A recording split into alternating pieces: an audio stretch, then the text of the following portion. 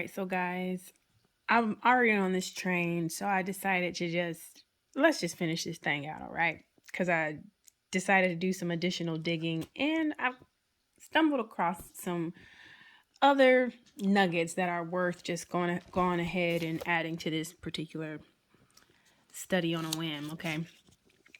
So that will bring us to Daniel, and we are going to be in let's start at verse 13. So it says, Then I heard a holy one speaking, and another holy one said to the speaker, How long will the events of this vision last?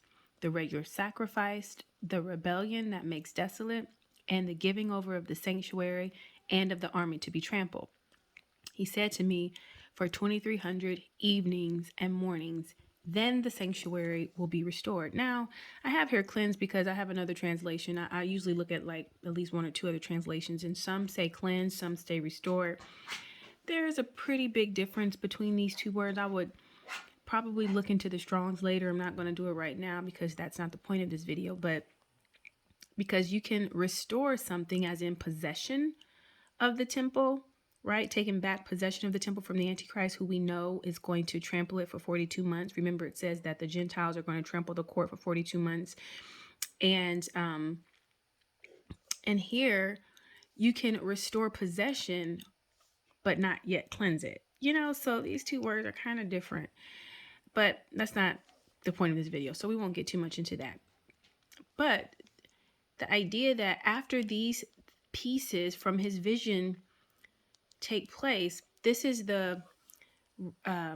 what this 2,300 evenings and mornings is referring to or concerning, right? So let's look at this. The regular sacrifice, the rebellion that makes desolate, right? What was it that he said about the regular sacrifice? The Antichrist will abolish the daily sacrifice. Some translations say oblation, right? So basically, the temple, when it's reestablished, the animal sacrifice and all of that will be reinstituted. And he's going to stop that in the middle of week when he desecrates it, right? Here it says the rebellion that makes desolate, right? Well, what's that desolation? He sets up something in the temple that should not be set up, that desecrates it, right? Some have argued that he sets himself in God's seat as if he's God. We can argue and debate about what causes the desolation. The point is that it gets desolated. And then the temple is given over, right? That's when they trample it for the 42 months, and the army will be trampled. There's another passage that says something about how the Antichrist, not only it says that the prince of the covenant, that he will be broken along with his army, so the good guys, right? They get broken by the Antichrist. And it says something else too. It says that remember when it says that there's also something as it refers to remember it says that all these things will take place. It says when the power of the holy people are shattered, then all of these things will take place. Remember, there's another passage that says that. And I believe the holy people we talked about in another study being the two witnesses and the 144,000, right? There's like at least two or three places, or maybe three or four places where it talks about their power being broken and being shattered, right? So that could be a reference to some of that, right? All right. So now, this 2,300 evenings and mornings, how do we do that count? Well, an evening and a morning, one evening, one morning makes one day, right? Well, we have 2,300 of those, right? So how do we figure out how many days are in the 2,300 evenings and mornings? We take one evening, one day, that's 2, and we take 2,300 and divide it by 2, and that'll give us how many 24-hour days. If you do the math, 2,300 divided by 2 gets you 1,150 days, okay? And if you subtract 1,150 days from 1,260 days, which is the tribulation period, you will get 110 days difference. Actually, it'll be 110 days too short. So coming back to this, remember, this is our last week. It's 7 years. And we know that the abomination of desolation, according to the book of Daniel, is in the middle of the week, right? So counting from the middle to the end of the fourth year is 180 days, plus 360 plus 360 plus 360 gets you the 1,260 days. We have subtracted 1,150 days, and we are 110 days too short. Okay? All right. So that means we're going to end that time frame is going to have us in somewhere earlier than the last month of the year. Okay? So I said, okay, 110 days. Let's go back to our calendar. So if we go back to our calendar and we're looking at the 1,260th day, well, when will that be? It'll be right here. It'll be right here on the last day of the last month in the last year. So now we're looking at this calendar as if it's our 7th year, right here, right? The last year, we have 12 months here. The last month, the last day, this will be our 1,260th day. We said it was 110 days too short.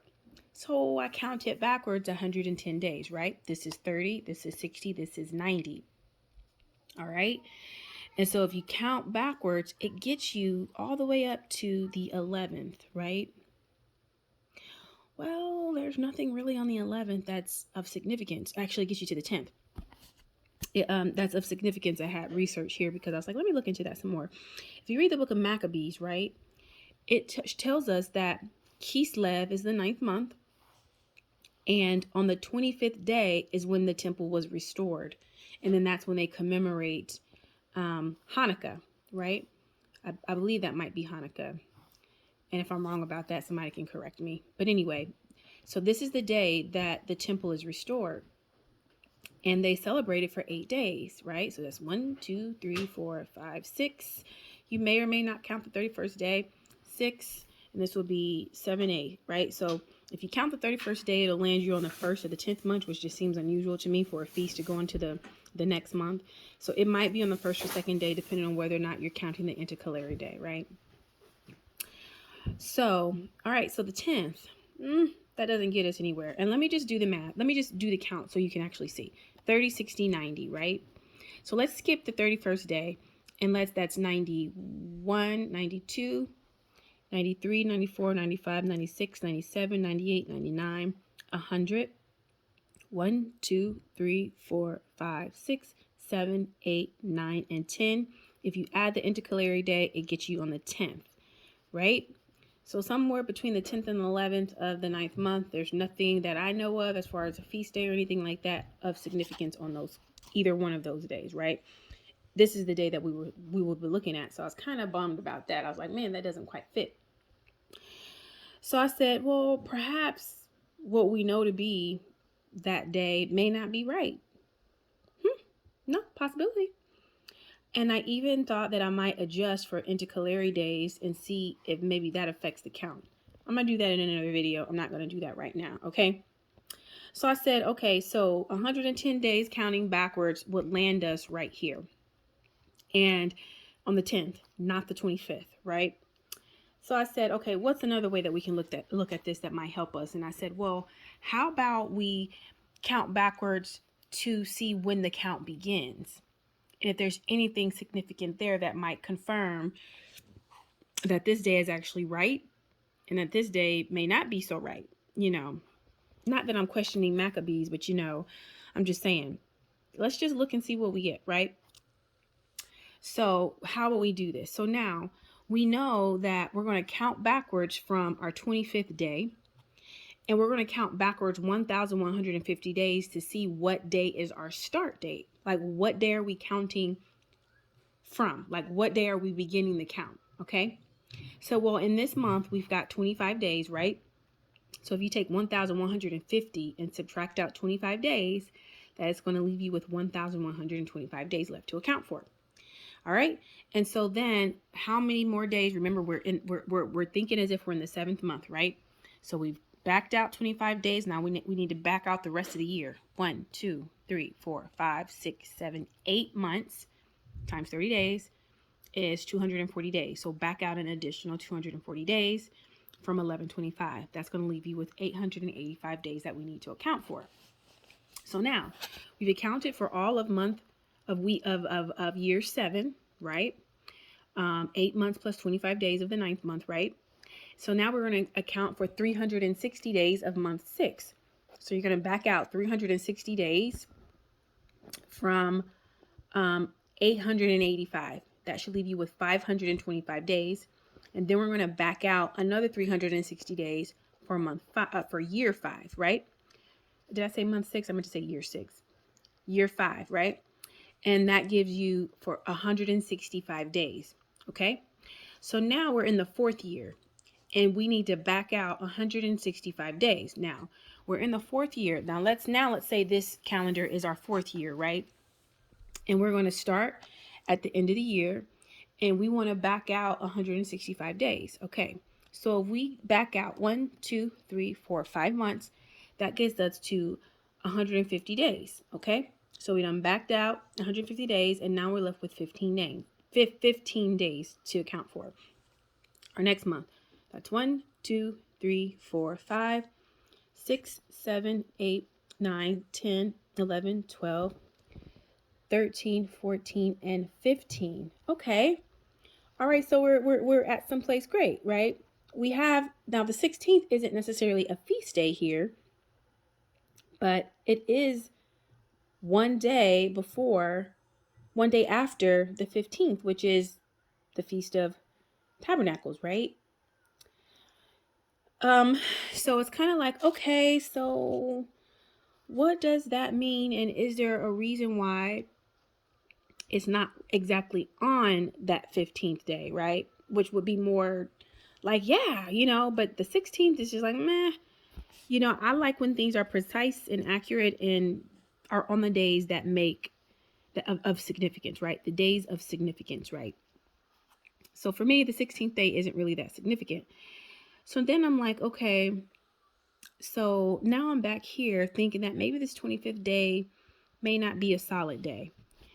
And this 10th day perhaps is the right day. So I decided, okay, so what's that difference between this day and that day, right? So that is 1, 2, 3, 4, 5, 6, 7, 8, 9, 10, 11, 12, 13, 14, and 15. So there are 15 days between. Okay, I had my phone died, so I had to recharge it. But anyway, back to where we left off. So there are 15 days between the 10th and the 25th, right? So I said, okay, maybe I'll adjust this 16th day by 15 days and then see where that lands us, right? So I decided to back it up 15 days. So this is 1, 2, 3, 4, 5, 6, 7, 8, 9, 10, 11, 12, 13, 14, 15. 15th day is the first of month 7. What feast day is that? Trumpets. The Feast of Trumpets. Why is that significant? First of all, it's a feast day. But second of all, there is a lot of speculation that that Christ, when he, hold on, let me say it a different way, because I don't want to say it in a way that's going to cause a bunch of debate. Okay. All right. So on the Jewish feasts, right? Christ has already fulfilled the spring feasts. All those feasts are fulfilled up through Pentecost. He has not yet fulfilled trumpets through tabernacles, right? So that means when he comes back to start fulfilling the rest of those, he's going to start off with trumpets. So then a lot of teachers pick Feast of Trumpets as the tribulation period beginning in that feast day, right? I'm sorry. Hope I've worded that right. All right.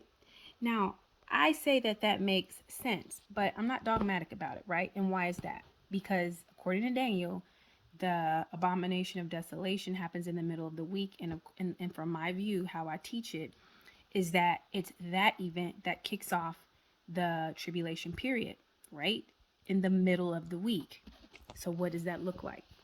So this is our last week of years. The middle of this week of years is the 4th year, Well, then what is the middle of the fourth year? What's the middle of a year? 6 months. Let's look at our year, right? 1, 2, 3, 4, 5, 6 complete months would make the abomination of desolation right there, guys. If I'm right, this is the middle of the week, day 1 of month 7, right? The 181st day. Half a year is 180 days. Okay? If we're talking about 180 days complete, 6 months complete, boom. It's completed right here. Abomination of desolation will be right here. That's the significance of it backing up that day, which really makes sense because if you use this as the day that you begin your count, that means 1,150 days in is going to land us right here, the 10th of the 9th month.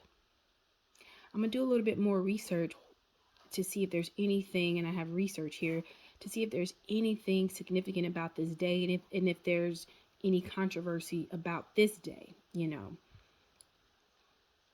All right. I'm more inclined to pick this day as the cleansing date rather than this, according to Maccabees, because I like this day as the beginning of the count day, because that is likely the first day of the tribulation period that I believe is only 3.5 years long, right? And that's based on scripture, not just because I think it is, because it's what scripture teaches. All right. You can disagree, put it in the comment section. I know people disagree. It's fine. We can disagree. But this is what I teach, right? Based on the scriptures. So that day looks really good as a starting the count for 1,150 days in the fourth year. And then once we count forward and cycle through each year, in the 7th year on the 10th would be the 1,150th day. I like it that it's in month 9 because this is correlates to when the temple was cleansed in the book of Maccabees, but it's not quite on the right date. Now, I did say before that I'm going to check those intercalary days and see if perhaps those days might be messing with the count, because basically you have 4 intercalary days in each year, and that means we would have 4 here. Well, technically not 4 here, but 3, 2 here, 4 here, 4 here, and 2 here. So maybe, let me double check that. But basically we have some intercalary days to count for. And I thought, well, maybe that is what is throwing the days off. Kind of how when I was talking about this day being the 30th day after the 1,260th day, and how it was off 4 days. And I thought, well, maybe it's off because of these intercalary days, which is there are 4 of them in a year, right? I'm not saying that I'm right, but I just thought that might provide some kind of explanation. And maybe it doesn't. I don't know. So that is all I have for this particular study. And I think what we have is good. If you have anything more to add to this that perhaps I've missed or I haven't picked up, please leave it in the comment section. I would appreciate your feedback. I think it's great that we learn from each other. All right. Iron sharpens iron. I do not think I know everything, but I'm definitely, you can't give me something that's not backed by scripture. I don't want your opinions. I need you to quote the word. Okay. And not just with one verse, but give me multiple verses. All right. It's so important that we cross-reference. All right, guys, because you're going to get to the most accurate interpretation if you are quoting the scriptures, and not just one, but multiple scriptures. So that means you must cross-reference. Okay. All right, guys. Love you. Bye.